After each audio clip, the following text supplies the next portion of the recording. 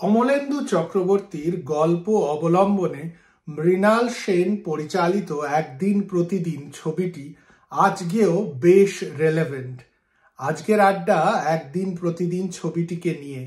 আমি তন্ময়, আশা করি আপনারা সকলে খুব ভালো আছেন। একদিন প্রতিদিন চিনুর পরিবারের গল্প, তার প্রতিবেশীদের গল্প, তার শহরের গল্প, তবে তার গল্প নয়। চিনু একটি 25-26 বছরের মেয়ে যে চাকরি করতে বাড়ির বাইরে যায়। তার চাকরির মায়নার ওপরই তার পরিবারের সদস্যরা বেঁচে রয়েছেন। তারা প্রত্যেকেই চিনুর চাকরির উপর নির্ভরশীল। আর এই নিম্ন মধ্যবিত্ত পরিবার খুব ছোট পরিবার নয়। চিনুর থেকে ছোট 2 ভাই রয়েছে, 2 বোন রয়েছে। চিনু রিটায়ার্ড বাবা রয়েছেন, আর চিনুর মা রয়েছেন চিনুদের বাড়িতে। তারা খুব ভাঙা একটি পুরনো বাড়িতে থাকেন ভাড়াটে হিসেবে। বাড়িওয়ালা কিন্তু খুব ডিমান্ডিং। চিনুর জীবন কিন্তু একেবারেই সহজ নয়। সে ভিড় বাসে করে অফিসে যায়, আর 6:30 নাগাদ সন্ধেবেলা প্রত্যেক দিন নিয়ম করে বাড়ি ফিরে আসে। একদিন অন্যরকম কিছু একটা ঘটে। চিনুর বাড়ি ফিরতে দেরি হয়। সে দেরি করে বাড়িতে আসে কিনা তাই নিয়েই একদিন প্রতিদিনের গল্প। মৃণাল সেনের ডিরেকশন, গঙ্গাধর নস্করের এডিটিং, আর কে মহাজনের ক্যামেরা, এই টিম যখনই মৃণাল সেনের ছবিতে কাজ করেছেন তখন যেভাবে তারা পর্দায় কলকাতাকে দেখিয়েছেন, আজ পর্যন্ত কোনো পরিচালক সেইভাবে হয়তো শহরটিকে দেখায়নি। কলকাতার সরু গলি, দম বন্ধ করে আসা একটি পরিবেশ, অন্ধকার ঘর, আর বাড়ি আর সমাজ আর শহর কিরকম যেন ক্যামেরাতে একসঙ্গে মিশে গেছে। এই ব্যাপারটা একদিন প্রতিদিন ছবিটি দেখলেও আপনি খুব ভালোভাবে বুঝতে পারবেন। আমি সিনেমার টেকনিক্যালিটি নিয়ে খুব একটা জানি না, তবে দর্শক হিসেবে মৃণাল সেনের ছবি দেখলে সবসময় কিরকম যেন মনে হয় আপনি ছবির মধ্যে একজন চরিত্র। একদিন প্রতিদিন দেখলেও নিজেকে একজন চরিত্র ভাবতেও ভালো লাগে।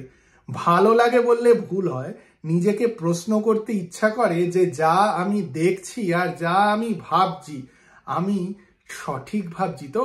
একদিন প্রতিদিন সমাজের এমন একটি সত্যকে আমাদের সামনে তুলে ধরে যা আজও খুব রেলেভেন্ট। একটি ছেলে যখন রাতভর বাড়ির বাইরে থাকে, আমরা তাকে কখনো প্রশ্ন করি না সে কোথায় গেল আর কি করছিল।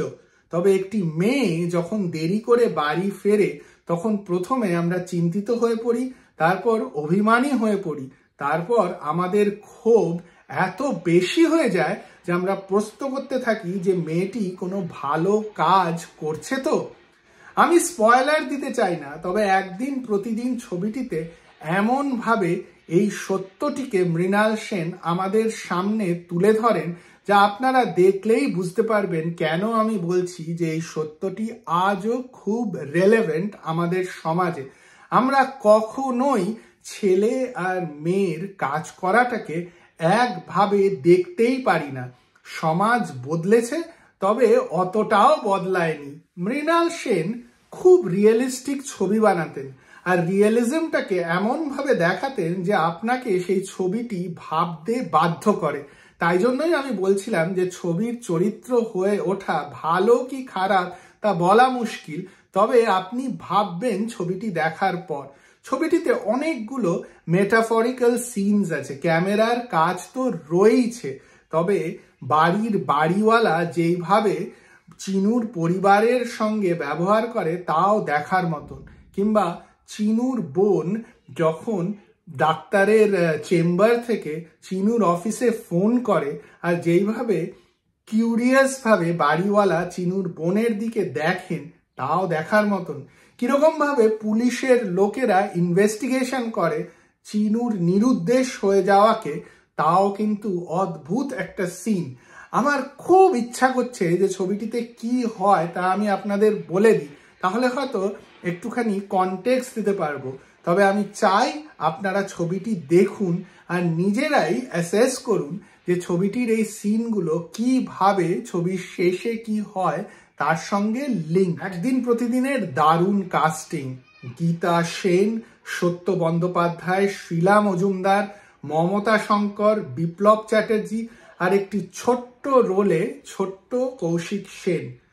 দারুণ অভিনয় প্রত্যেকের। মৃণাল সেনের অন্যান্য ছবির মতোই একদিন প্রতিদিন কিন্তু ডায়লগ নির্ভরশীল ছবি নয়।